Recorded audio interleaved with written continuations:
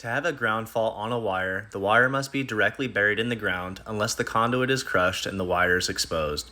In order to perform a fault locate, the technician will need access to each end of the service wires that are disconnected from the panel, junction box, etc. that they are coming from. Every wire, including grounds and neutrals, will need disconnected. Before disconnecting the wires, the technician will locate the service to give a more accurate depth assessment since the wires will be grounded at both ends.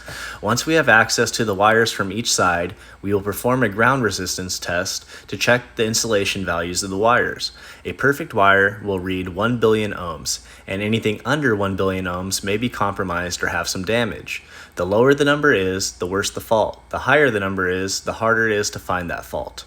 Most faults will range from 1,000 to 100,000 ohms. Anything higher than 100,000 ohms may be hard to identify without dividing and conquering, because the wire would have a high resistance fault that is harder to find.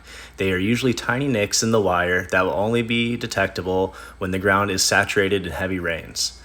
Once we have identified which wires are faulted, we will use an A-frame to pinpoint the fault's location over the top of the wire.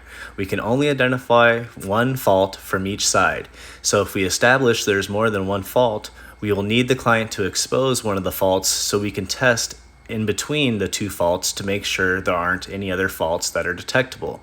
I recommend the client has an electrician on site to assist while performing the fault locate unless the client feels comfortable digging and working with electrical themselves. If you have any fault locating questions, please give us a call at 253-826-1177. Thank you for choosing C&I Locates and have a great day.